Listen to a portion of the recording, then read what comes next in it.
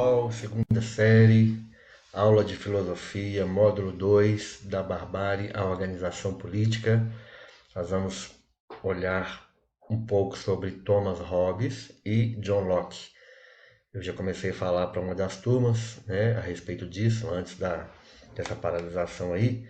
Então eu tenho aqui um resumo da aula, você pode acompanhar o que eu estou lendo e você pode também usar para os seus estudos posteriormente. Então, esse módulo fala sobre a época do Iluminismo, saindo ali do Iluminismo, o século das luzes, entrando aí para a Idade Moderna. Então, nós vamos falar um pouco sobre isso. Vamos lá. Estamos na época do Iluminismo, ou o século das luzes. Vimos as características do século das luzes na nossa última aula. E nós vamos falar sobre dois importantes filósofos deste momento. Então, um deles foi o Thomas Hobbes, primeiro filósofo moderno a articular uma teoria detalhada do contrato social. Com sua obra Leviatã, escrita em 1651, Thomas Hobbes foi um filósofo inglês do século XVII, reconhecido como um dos fundadores da filosofia política e ciência política modernas. Teórico político e matemático inglês, considerado um dos principais expoentes do pensamento contratualista na filosofia política. O principal livro escrito por Hobbes foi Leviatã. Para Hobbes, o Estado deve ser forte e com o poder centralizado, pois ele precisa ter capacidade para conter os impulsos naturais que promovem uma relação caótica entre as pessoas. Para Hobbes, todos os homens são iguais por natureza e todos os homens buscam satisfazer as suas necessidades individuais.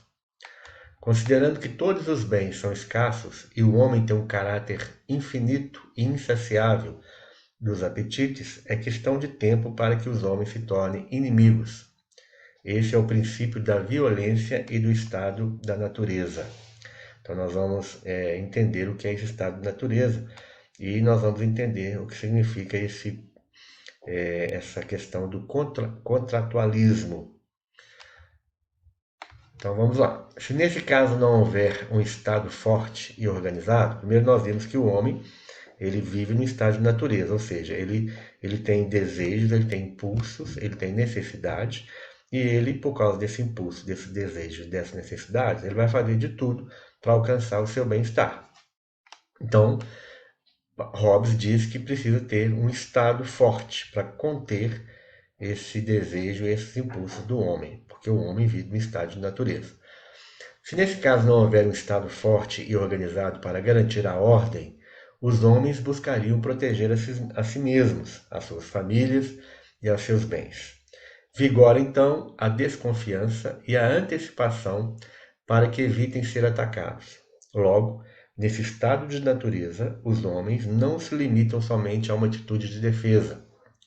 Hobbes afirma que, em seu estado de natureza, o homem é o lobo do homem. Você já deve ter visto essa frase, né? Uma característica de Hobbes, quando ele disse que o homem é o lobo do homem. Ele escreveu isso, ele falou isso lá no seu livro Leviatã. Então, o que é esse homem é o lobo do homem? O homem, ele vai fazer de tudo para alcançar e para ter os seus desejos supridos e as suas necessidades também.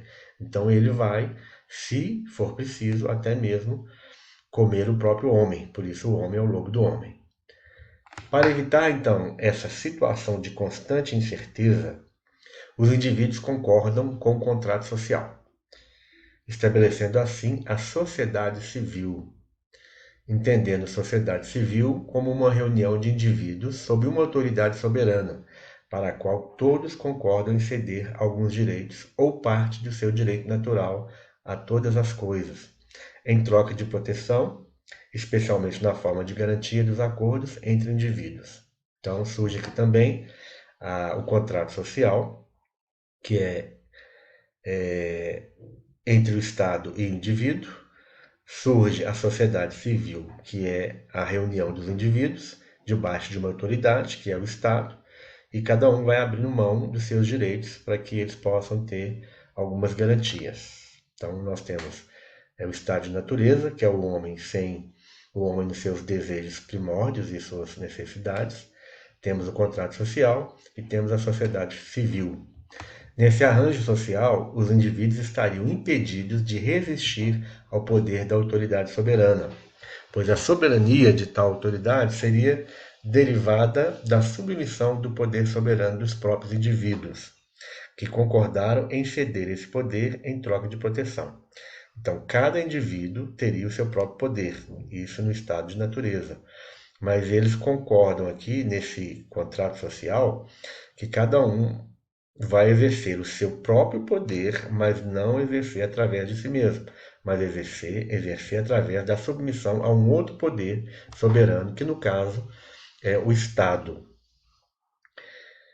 Então, em 1651, no seu exílio na França, Thomas Hobbes escreve e publica o seu livro Leviatã, no qual descreve a sua teoria contratualista e jusnaturalista. Preste bem atenção nesses termos, contratualista e jusnaturalista. E defende a monarquia como regime político capaz de combater o estado de natureza humana. Ainda em 1651, retorna à Inglaterra, tendo escrito e publicado O Corpo, De Corpore, em 1651, e De Homine, O Homem, em 1658. Esse estado é regido por uma lei de natureza que coloca os seres humanos em plena igualdade de direitos.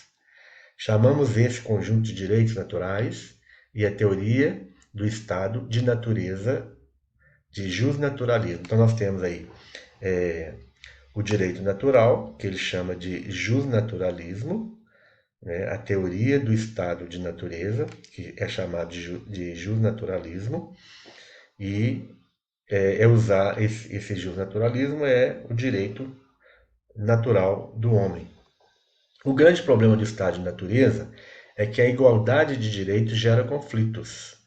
E para que a convivência seja mais pacífica entre as pessoas, é necessário instituir um conjunto de leis civis que solucione todos os possíveis conflitos que podem surgir nela. O estado formado após o estado natural é chamado de sociedade civil ou estado civil.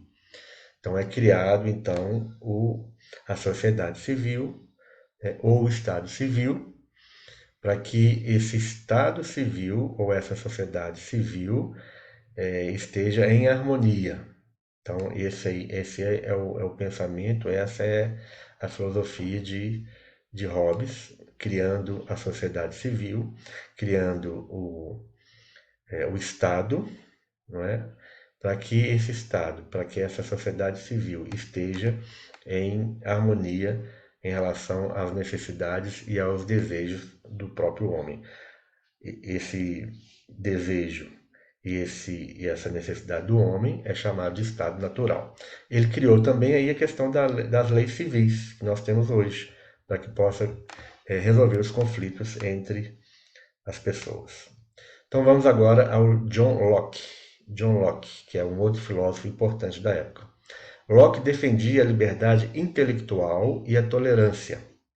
Ele foi precursor de muitas ideias liberais, que só floresceram durante o Iluminismo francês no século XVII. Locke criou a teoria do direito divino dos reis.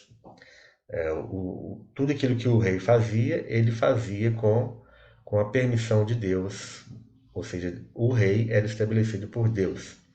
Então, Hobbes ele formulou essa teoria, né, do direito divino dos reis. E o Locke criticou severamente essa teoria do Hobbes. Locke é considerado o pai do liberalismo político e do empirismo. O que é empirismo? O empirismo é uma corrente filosófica referente à teoria do conhecimento, que tem suas origens na filosofia aristotélica. O termo empirismo advém da palavra grega empiria, que significa experiência. Então, empirismo é a experiência, o conhecimento baseado na experiência. Vocês vão ver esse termo aí, já viram muitas vezes.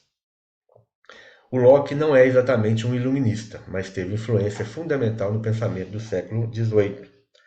Postula que a experiência é fonte do conhecimento, por ter tanto origem externa nas sensações quanto interna na reflexão. Então, a maior fonte de conhecimento para Locke é a experiência. Para Locke, a soberania não reside no Estado, mas sim na população. Afirmava que para assegurar o Estado de Direito, os representantes do povo deviam promulgar as leis e o rei ou o governo executá-las. Então, o povo o povo seria responsável para fazer as leis e o governo ou o Estado ou o rei, ele que deveria executar essas leis. Locke foi o primeiro a apresentar o princípio da divisão dos três poderes que nós temos hoje, segundo o qual o poder do Estado se divide entre instituições distintas: poder legislativo, poder judiciário e poder executivo. Locke contraria Hobbes ao defender que o estado de natureza não poderia ser uma guerra de todos contra todos, mas um estado de perfeita liberdade, sem nenhuma forma de subordinação ou sujeição, sendo todos os homens iguais em poder. Nesse estado, os homens gozariam dos chamados direitos naturais, que são os direitos naturais: vida, liberdade, igualdade e propriedade privada. Essa última seria derivada do trabalho, e, portanto, natural. Então, o Locke ele é contrário a Hobbes. O Locke já entende que o estado de natureza não poderia ser uma guerra de todos contra todos. Já o Hobbes, ele falava que o estado de natureza é o homem se torna o lobo do próprio homem. Então, nós temos aí essa distinção, essa divergência entre eles. No estado de natureza, não havia polícia ou leis para impedir que os indivíduos se molestem. Põe-se nas mãos de todos os homens o poder de preservar sua propriedade contra os danos de outros homens. Então, Locke ele aborda algo muito interessante que é o direito à rebelião. Detalhadamente, nos últimos capítulos da sua obra O Governo Civil, ele, naquele livro, naquele tratado, ele constata que a teoria do direito à rebelião, ou a teoria da resistência, deriva do problema da constituição dos governos e da forma como as sociedades políticas se fundam. As sociedades encontram o seu fundamento invariavelmente no consentimento do povo. Portanto, quando algum governante pretende alterar esse princípio, o faz de forma ilegítima, que nós chamamos e conhecemos de tirania. Vale dizer que o governo civil legítimo é instituído pelo consentimento explícito dos governados, que por meio de um acordo decidem para ele transferir o dever de executar a lei e de julgar o indivíduo. Estes são os poderes dados ao governo central e que legitimam a função do sistema da justiça. O que ele está dizendo aqui? O que o Locke pensava? Ele pensava que o poder está no homem. E o homem precisa passar esse poder para o governo, chamado governo civil. Então, o governo civil ele era legítimo e era instituído de acordo com o consentimento dos governados, né? Então, todo governo que fugisse, que extrapolasse aquilo que lhe foi dado como poder pelos governados, então ele estava exercendo a tirania. Neste caso, o povo poderia exercer o seu direito à rebelião ou o direito à resistência. Então, são esses pensamentos aí, tanto do Hobbes como do Locke. Existem vários videozinhos no YouTube sobre o contrato social, a sociedade civil, o estado de natureza. Nós vamos ver, tem também sobre o direito à rebelião, à resistência. São vários vídeos no YouTube que, se você quiser, eu não vou passar nenhum link aqui, porque são muitos, mas se você quiser interessar um pouco mais, você pode assistir. No seu livro também está muito bem explicadinho, muito bem resumidinho, então eu sei que vai ficar muito fácil. Qualquer dúvida, nós vamos ter o canal aí para suas dúvidas. Pode mandar as dúvidas, se não ficou muito bem entendido, pode mandar que a gente responde, tá bom? Até a próxima, esperamos que em breve tudo isso aí acabe.